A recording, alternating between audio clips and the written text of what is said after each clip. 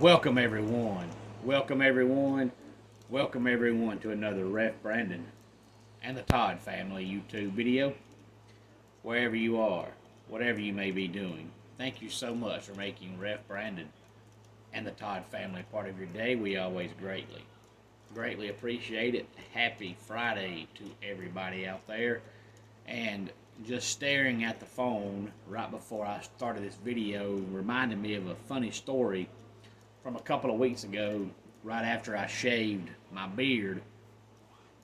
A few days later, when it started growing back real good, all the gray and white was in on my beard, and our youngest child and youngest twin, Avery, he looks at it and he rubs it and he says, "Daddy, all that gray and white in your beard means you're almost fixing to be old." I said, "I appreciate that, son. Your mama and your brother and your sister all say I'm old, and you say I'm almost fixing to be old. I appreciate that, son." But today, here on the channel, my main question is, can it continue? And find out what I'm talking about coming up here in a couple of minutes. NFL Week 3 kicked off last night with the Jets and the Patriots. Coming up Sunday at 1 o'clock, we have the New York Giants and the Cleveland Browns on Fox. The Green Bay Packers and the Tennessee Titans is 1 o'clock on Fox. The Chicago Bears and Indianapolis Colts is one of the 1 o'clock options on CBS. And the only bad part about the NFL schedule, I mentioned this last week, is that there's only one game on CBS and one game on Fox. So unless you get the NFL Sunday ticket, you have to watch whatever game is on in whatever region you live in. So if you don't want to watch the 1 o'clock game that's on CBS or Fox in the market in the region you live in, you're screwed. There's no other choice. You have one game on CBS, one game on Fox.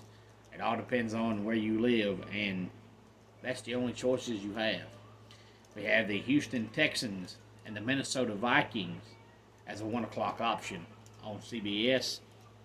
The Philadelphia Eagles and the New Orleans Saints, 1 o'clock on Fox.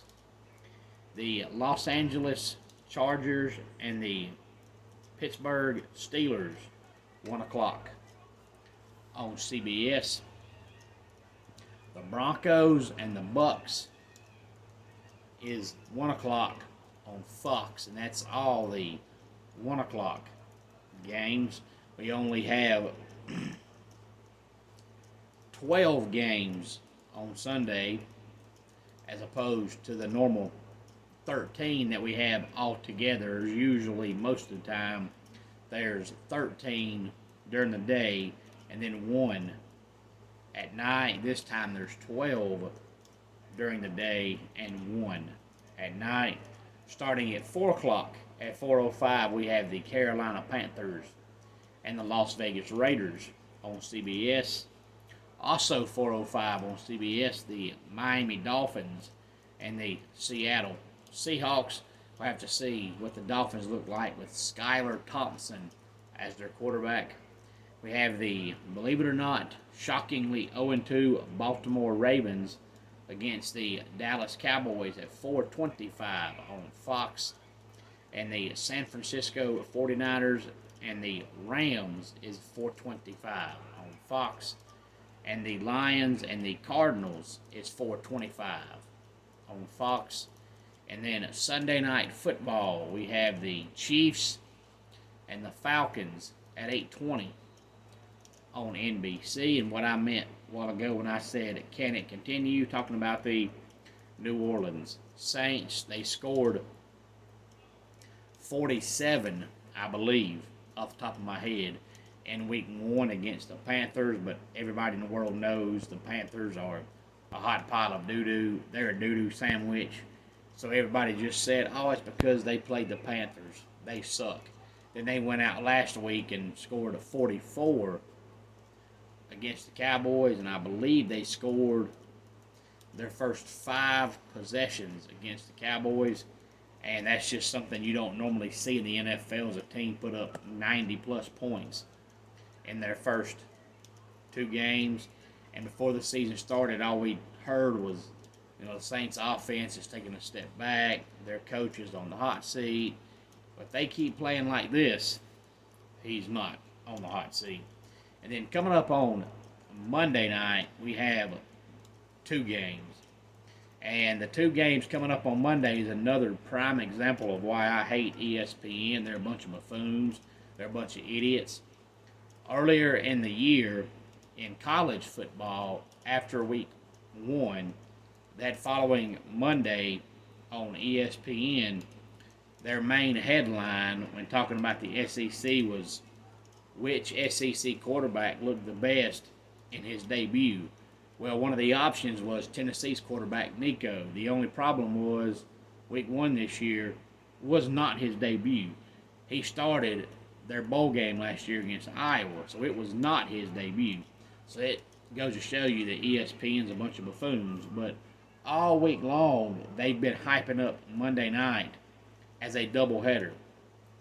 It is not a doubleheader. There are 2 games, but it's not a doubleheader. A doubleheader is when you have a game at 7 and a game at 10, or a game at 7:30 and a game at 10:30, or a game at 6 and a game at 9:30. When you have 2 games going on simultaneously, that is not the definition of a doubleheader.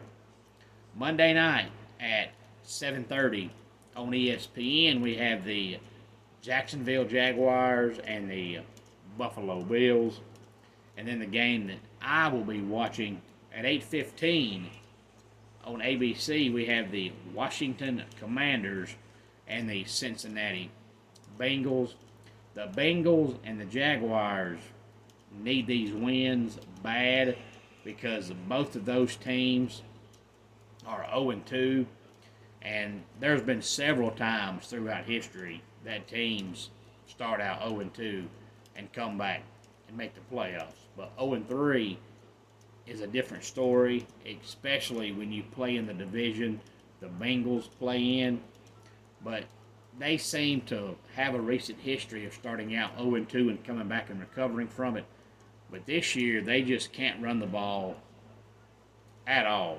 And we still have all the contract negotiations going on with their big wide receiver, and he just does not seem like he's happy at all. And the Jaguars are 0-2, but the Bengals' main problem is they can't run the ball, and they have a receiver that seems like he's not happy, not getting a huge contract. The Jaguars' problem is they just look terrible. Their defense don't look that good. They're struggling to run the ball, and Trevor Lawrence all of a sudden has forgotten how to throw a forward pass. So the Bengals' main issue is their run game.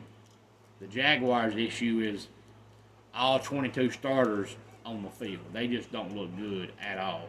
And I think I mentioned this last week, but it wouldn't surprise me at all if this is their coach's last season, because, when you have all that talent and you don't win, somebody has to be the fallback guy. Well, it's not going to be Trevor Lawrence, and it's not going to be Travis Etienne.